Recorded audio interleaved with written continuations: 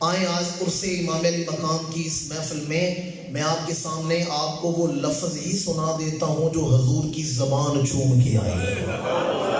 ساری زندگی علماء سے آپ سنتے رہے اہل بیت کی شان و عظمت، میں حسنین کریمین کی شان میں آج آپ کو حضور کا خطبہ ہی سنا دیتا ہوں۔ دیکھیں میری حیثیت تو خط پڑھنے والے کی ہے، خط محبوب کا ہو تو آدمی ڈاکیا نہیں دیکھتا، محبوب کے تصور میں چٹھی سنتے ہیں۔ یہ نہ دیکھیں بیان کون کر رہے، دیکھیں الفاظ کن کے ہیں۔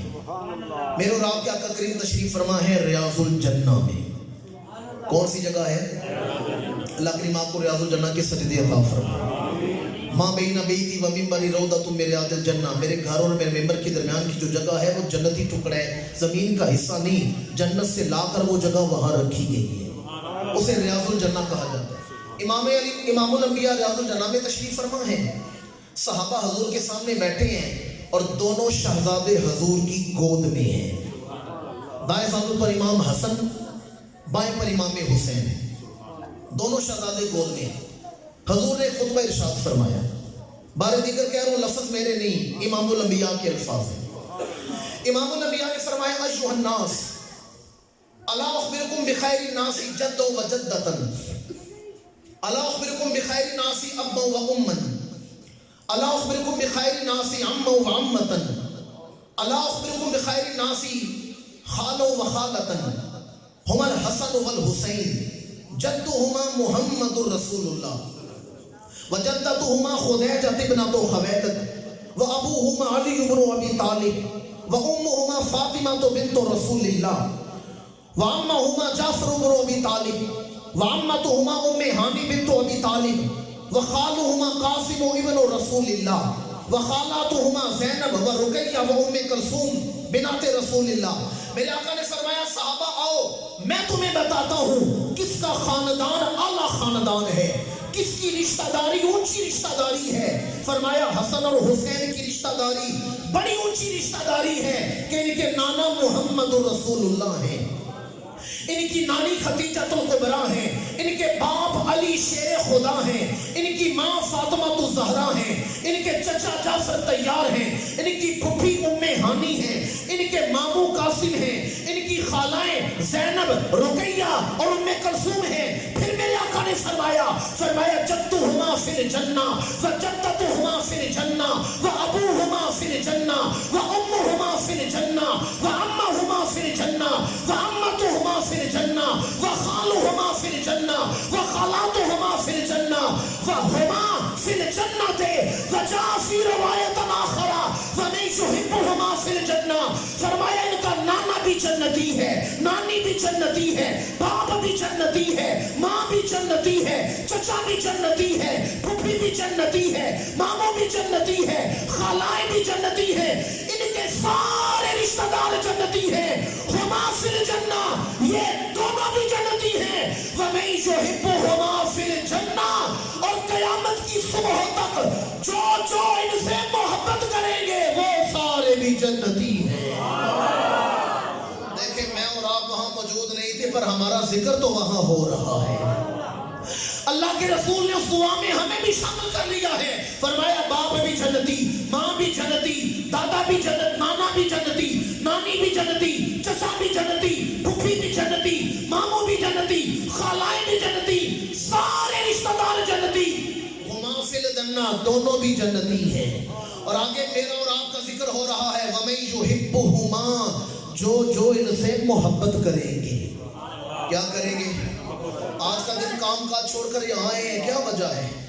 پیر صاحب کی محبت میں آئے تو ان سے محبت ہمیں کیوں ہے؟ یہ آل رسول کے ہوبدار ہیں۔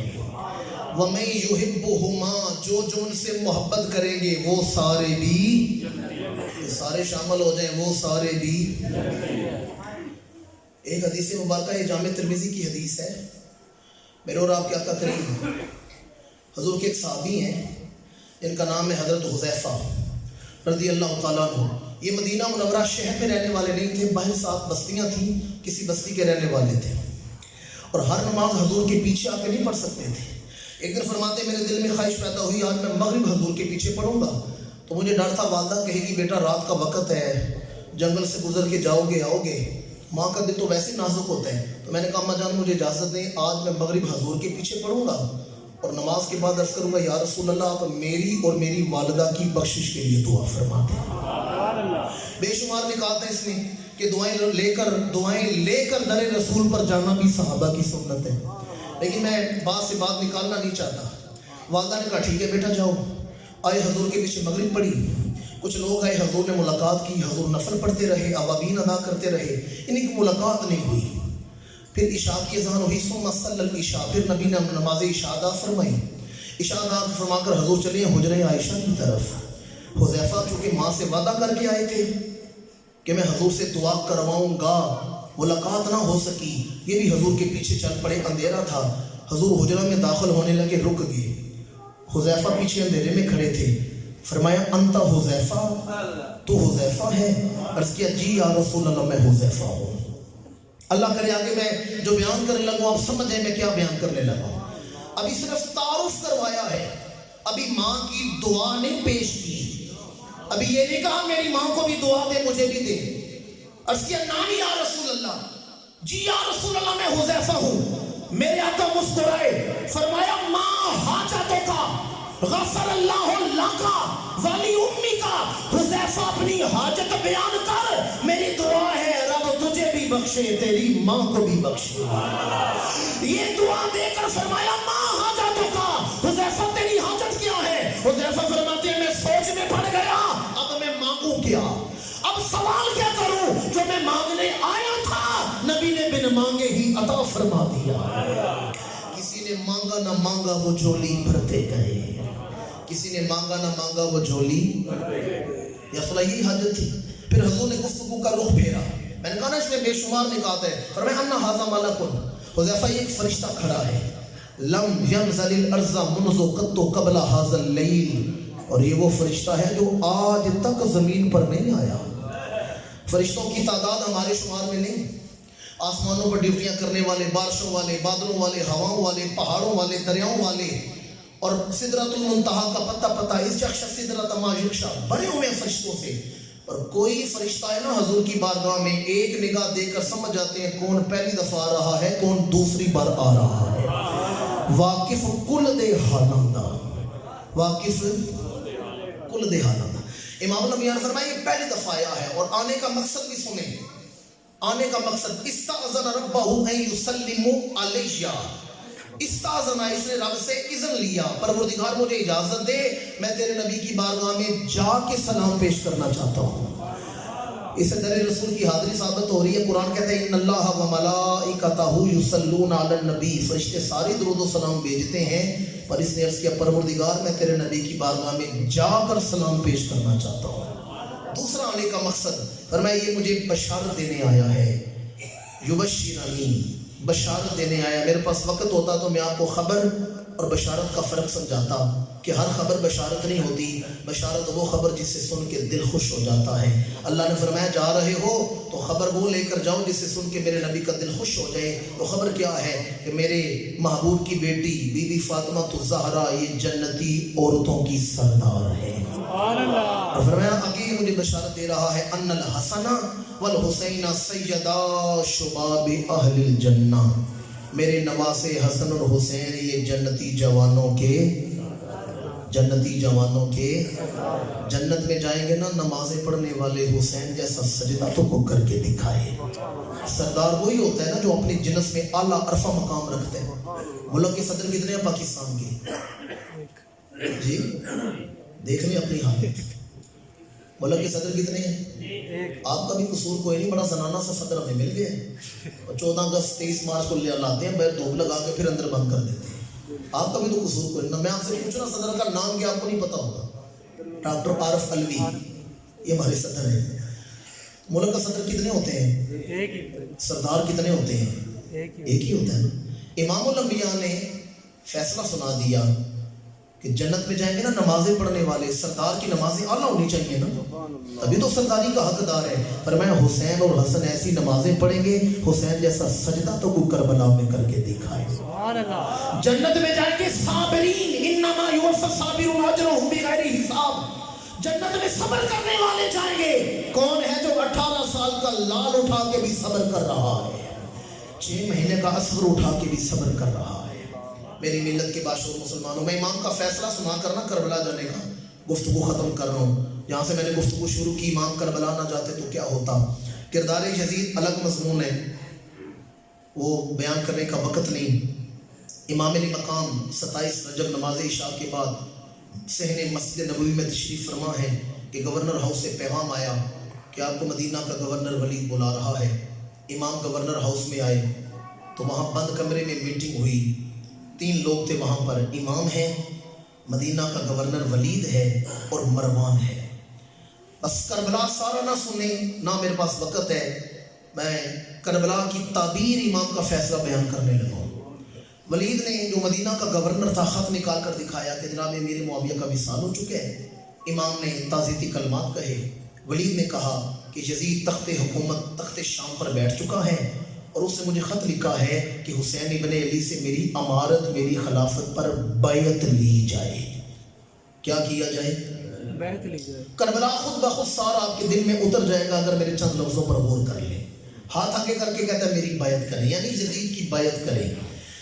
اس وقت میرے امام نے ایک ہی جملہ کہا ہے، سمندر کوزے میں بند کر دیا۔ ولید کہتا ہے میرے ہاتھ میں ہاتھ دیں، مانے یزید آپ کا امیر ہے، آپ کا خلیفہ ہے۔ امام نے یوں بے پرواہی سے ہاتھ جھٹکا، فرمایا لا یبایو مثلی مثلا۔ یہ 2 لفظ سمجھ آ جائے نا، سارا کربلا دل میں اتر جاتا ہے۔ لا یبایو مثلی مثلا، فرمایا مجھ جیسا اس جیسے کی بیعت نہیں کر سکتا۔ نہیں سمجھے میں کیا کہہ رہا ہوں؟ امام نے یہ نہیں فرمایا حسین یزید کی بیعت نہیں کرتا، یہ بھی نہیں فرمایا میں اس کی بیعت نہیں کرتا، بلکہ لفظ بولے مثلی مثلا، مجھ جیسا اس جیسا۔ یہ باب مدینہ العلم کی اولاد ہیں، علم، حکمت، دانائی ان کے گھر کی نوکرانیاں ہیں۔ میرے امام نے 2 لفظ بول کے بتا دیا، قیامت کی صبح تک حق و باطل کی پہچان میں 2 ہی کردار ہوں گے، یا کوئی یزید کے راستے پہ چلنے والا ہوگا یا کوئی حسین کے راستے پہ چلنے والا ہوگا۔ قیامت تک جو میرے راستے پر چلنے والا ہے وہ کبھی یزید کے راستے پہ نہیں چلے گا۔ مثلی مثلا، مجھ جیسا اس جیسے کی بیعت کر سکتا۔ فوراً ولید چونکہ عالم تھا، مدینہ کا گورنر تھا، حافظ تھا، قرآن کی آیت پڑھی یا ایھا الذین آمنوا اطیعوا اللہ واطیعوا الرسول واولی الامر منکم۔ اولی الامر سے مراد یزید کو لیا، کہنے کا قرآن کا حکم ہے آپ پر یزید کی اطاعت کرنا واجب ہے۔ جب اس نے قرآن کی آیت پڑھ کے یزید کی امارت کی دلیل دی تو سنے ہمارے امام مسکرائے اور فرمایا ولید تو نے کسی سے قرآن سنا ہوگا اور میرے گھر میں قرآن اترتا رہا ہے۔ یہ علماء بیٹھے ہیں، ان سے پوچھیں قرآن مجید میں سورہ حجرات ہے یا نہیں؟ سورہ حجرات ہے نا قرآن میں، یہ کن گھروں کی شان میں نازل ہوئی؟ اور تو نے قرآن سنا ہوگا، میرے گھر میں قرآن اترتا رہا ہے۔ میں یزید کو بیعت کا حقدار نہیں سمجھتا۔ یہ فرما کر امام اٹھنے لگے تو مروان تیسرا آدمی وہاں موجود تھا جو سارے فساد کی، عرب کی فساد کی جڑ تھا۔ اس نے کہا ولید حسین بند کمرے میں ہے، ابھی بند کمرے میں، اگر یہ گورنر ہاؤس سے نکل گئے تو پھر یہ تیرے قابو میں نہیں آئیں گے۔ اہل مدینہ ان سے محبت کرتے ہیں، یہ اپنی حکومت کا اعلان کر دیں گے۔ عقل یہی کہتی ہے ابھی تلوار اٹھاؤ اور حسین کا سر تن سے جدا کر دو۔ ابھی تلوار اٹھاؤ، حسین کا سر تن سے جدا کر دو۔ جب امام نے موت کی دھمکی سنی نا کہ بیعت نہیں کر رہے تو یہی قتل کر دو، بس میرے آخری جملے ہیں۔ امام نے شیر کی للکار سے مروان کی طرف دیکھا اور پہلا جملہ سناؤں تو آپ حیران ہو جائیں گے امام کا علم اور فراست دیکھ کر۔ امام نے فرمایا کیا یہ نیلی آنکھوں والی ماں کا بیٹا مجھے ڈرائے گا؟ نہیں سمجھے میں کیا کہہ رہا ہوں؟ امام تو شجروں کو جانتے ہیں۔ فرمایا کیا یہ نیلی آنکھ، تو وہی ہے نا جس کی ماں کو لوگ نیلی آنکھوں والی ماں کہتے تھے، نیلی آنکھوں والی عورت کہتے تھے۔ فرمایا کیا نیلی آنکھوں والی ماں کا بیٹا حسین کا راستہ روکے گا؟ مروان نے کہا یہی بند کمرے میں قتل کر دو، گورنر ہاؤس سے نکلنے نہ دینا۔ امام نے جو خطبہ دیا وہ میری ساری تقریر کا نچوڑ۔ امام مسکرائے، فرمایا اللہ اکبر، ماشاء اللہ، لا قوت الا باللہ، وصلی اللہ علی حبیبہ حتی الموت علی ولد آدم محط القلادۃ علی جید الفداد۔ فرمایا جیسے عورت کی گردن میں سونے کا ہار بڑا سونا لگتا ہے، مجاہد کی گردن گردن میں شہادت کی تلوار بڑی سونی لگتی ہے. عورت کو سونے کا زیور ملے عورت خوش ہو جاتی ہے. مرد مجاہد کو شہادت کا پیغام ملے مجاہد خوش ہو جاتا ہے. آصف کڑی فرماتے ہیں واہ واہ موت محبہ والی تے وچ عشق دے مرنا مرن تو پہلے راضی ہوگے تے اسرائیل کی کرنا. مرن تو پہلے راضی ہوگے تے اسرائیل. امام وہاں سے نکلے ہیں اور اپنے خانوادہ کو تیاری کا حکم دیا اور پھر آخری جملے ہیں میرے اس پر گفتگو سمیٹوں گا. اپنی ہمشیرہ سیدہ زینب رضی اللہ تعالیٰ عنہ کو ساتھ لیا. بھول جائیں کہ ہم لوگ اس وقت آستانہ علیہ قدرور شریف کی مسجد میں بیٹھے ہوئے ہیں. چلیں چشم تصور میں مدینہ منورہ. رات آدھی بیت چکی ہے. دو بہن بھائی مدینے کی گلیوں سے چلتے چلتے روزے رسول پر آ رہے ہیں, قبر رسول پر آ رہے ہیں. جنت البقیع کے سیدہ پاک کی بارگاہ میں سلام پیش کیا, حضور کی بارگاہ میں سلام پیش کیا تو سیدہ زینب رہ نہ سکی, استغاثہ کیا, یا رسول اللہ دیکھے تو صحیح کون دروازے پر کھڑا اجازت مانگ رہا ہے, کون آج مدینے سے جا رہا ہے. آپ کی زلفوں سے کھیلنے والا حسین جا رہا ہے, آپ کی زبان چوسنے والا حسین جا رہا ہے, راکب دوش رسول جا رہا ہے, آپ کے کاندھوں کی سواری کرنے والا حسین جا رہا ہے. کسی شاعر نے کیا خوب ترجمانی کی, حرم سے امام زمن جا رہا ہے, زمانے سے امام حرم جا رہا ہے. بہاروں نے رو کر کہا لوگوں دیکھو سارے کا سارا چمن جا رہا ہے. حرم سے امام زمن جا رہا ہے, مدینے سے امام زمن جا رہا ہے. بہاروں نے رو کر کہا لوگوں دیکھو سارے کا سارا چمن جا رہا ہے. پھر میرے امام نے 4 مہینے مکہ میں گزارے اور پھر چلے ہیں اتمام حجت کے لیے کوفہ کی جانب کہ میدان کربلا میں امام کو رفقا بھائیوں بھانجوں بیٹوں کی شہادت کے بعد بالآخر امام کو شہید کیا گیا ہے. ایک آرتھر غیر مسلم رائٹر ہے, اس نے بڑی پیاری بات لکھی. کہتا میں نے تاریخ میں رستم کا ذکر پڑھا, سہراب کا ذکر پڑھا تو میں سمجھتا تھا تاریخ کے بہادر ہیں, ہرکولیس رستم یہ بڑے بہادر ہیں. پر جب میں نے واقعہ کربلا پڑھا تو میں اس نتیجے پر پہنچا ہزاروں رستم ہرکولیس اور سہراب حسین کے دروازے کے چوکیدار بننے کے بھی قابل نہیں. غور کریں میرے آخری لفظ ہے, بڑے بڑے بہادر ہیں جو تاریخ میں امام کے دروازے پر چوکیدار چوبدار بننے کے بھی قابل نہیں. دلیل کیا دیتا ہے, کہتا ہے اس لیے رستم لڑتا ہے تو پانی پی کے لڑتا ہے, حسین لڑتا ہے تو پیاسا لڑتا ہے. رستم لڑتا ہے تو اس کی اولاد گھروں میں محفوظ ہے, حسین علی اکبر کو اٹھا کے لڑتا ہے. رستم لڑتا ہے تو اس کی بہنیں بیٹیاں گھروں میں محفوظ ہیں, اور حسین مخطرات عصمت کو کربلا میں بے یار و مددگار چھوڑ کے لڑتا ہے. اور رستم لڑتا ہے اپنے نام کے لیے, دولت کے لیے, حسین اعلی کلمت الحق کے لیے لڑ رہا ہے. میں نے اور آپ نے ہدیہ تشکر ادا کیا سرکار سید الشہداء کی بارگاہ میں. میں بار دیگر دعا گو ہوں کہ صوفی باصفا قرۃ عیون الصلحاء مایہ صد وفا پیر طریقت رہبر شریعت حضرت صوفی شبیر حسین نقشبندی صاحب دامت برکاتہم العالیہ. میں تو جب بھی ان سے ملاقات ہوئی ہے یقین جانیے مجھے تو خوشبو آتی ہے ان سے موری شریف کی, ان کے بزرگوں کے فیضان کی خوشبو آتی ہے, اور حلم شفقت کا منبع و پیکر ہیں. اب ایسے چہرے نظر نہیں آتے جو باشرہ بھی ہوں اور بحمدہ تعالیٰ اپنے مریدین کی تربیت فکر اہل سنت پر کرنے والے لوگ اب ہمیں نہیں ملتے. سمجھ نہیں آتی, اب فرق نہیں